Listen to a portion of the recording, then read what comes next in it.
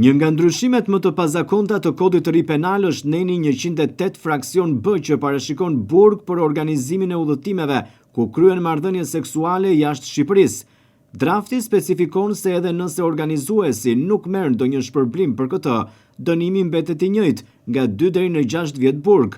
Kjo do të thotë se çdo person që fton dikë në një udhëtim ku ndodh marrëdhënia intime mund të përfundojë pas sekurave. Pas nenit 108A, shtohet neni 108B me këtë përmbajtje. Neni 108B, organizimi udhëtimeve për qëllime seksuale, organizimi udhëtimeve për të tjerë, përkundrejt shpërblimit apo jo, me qëllim kryerjen në një veprimtarie penale të parashikuar në këtë seksion ose në nenet përkatëse, pavarësisht parashikimeve ligjore përkatëse, në vendin për ku organizohet udhëtimi, dënohet me burgim 2 deri 6 vjet. Nëse kjo vepër kryhet nga personi juridik, gjykata krahas vendimeve të tjera për të, vendos edhe mbarimin e personit juridik. Ligji synon të ndëshkojë jo vetëm ata që përfitojnë ekonomikisht nga organizimi, por edhe ata që vetë lehtësojnë ose ndërmjetësojnë udhëtimin. Drafti përfshin gjithashtu rastet kur veprimtaria kryhet nga një person juridik, si kompani ose biznes, duke parashikuar mbylljen e tërësishme të entitetit krahas dënimit penal të individëve të përfshirë. Por çfarë mendojnë qytetarët kur pyeten për këto ndryshime? Jam turpi këto që bëni juve, çfarë? Ata që e bëjnë, nuk e ç'është ky muhabet. Seksi e ka bërë natyra për në krevat. Ndryshe nuk ja vlen. Kaq. Jashtë Shqipërisë, po vajte jashtë Shqipërisë nuk do të bësh. Si? Jashtë Shqipërisë, kush udhëton jashtë Shqipërisë nuk do të bëj seks. Pse? Kush e ka nxjerrë këtë? Ligjvënësit. Ndalon seksin në udhëtim. Budallëqe e burr po ai. Po ai ka burr. Budallëqe e burr. Ata e ka burr Perëndia, ç'a kërkojnë ata? Si vlerëson ti gjë?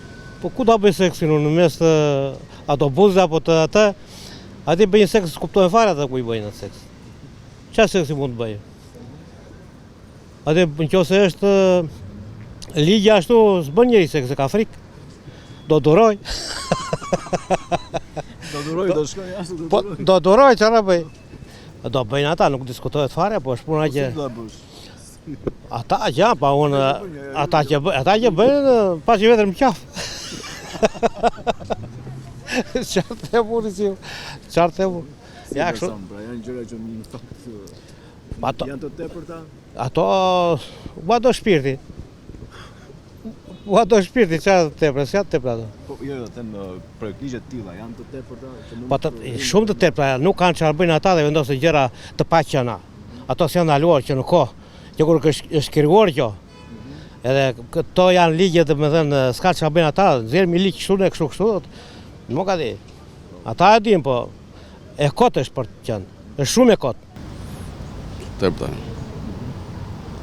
Janë tepër serioze me fjalë. Nuk duhet të miratohet e të zbatohet ai kod penali. Pse?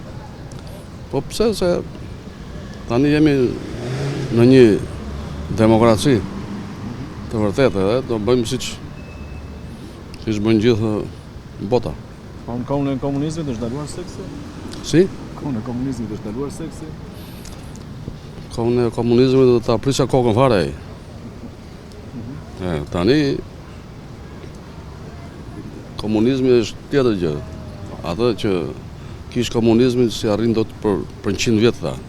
Megjithatë janë disa gjëra që janë shumë të tepërta dhe që nuk mund zbatohen apo. Nuk mund zbatohen. Pra si mund ta vërtetosh që dikush ka shkuar jashtë shtetit, ka bërë seks apo nuk ka bërë? Ajo është e pa imagjinueshme. Megjithatë, drafti lë ende të paraqartë një pikë kyçe, si do të vërtetohet marrëdhënia seksuale kryer jashtë vendit. Kjo ngre pyetje serioze për mënyrën e zbatimit të nenit dhe ka nxitur diskutime të gjera në publik për një prej rregullave më të pazakonta dhe të debatueshme të kodit të ri penal. Për herë të parë kriminalizohet edhe përfshirja e fëmijëve si dëshmitar të abuzimit seksual, shfrytëzimi i prostitucionit me të mitur në forma të zgjeruara dhe organizimi udhëtimeve për qëllime seksuale. Duke mbetur tek pika e tretë edhe pse tingëllon e pazakont, në fakt në nenin 108B thuhet se nëse kryen marrëdhënie seksuale gjatë një udhëtimi, pra në një vend tjetër jashtë Shqipërisë, do të vuash dënimin në burg kur të kthehesh.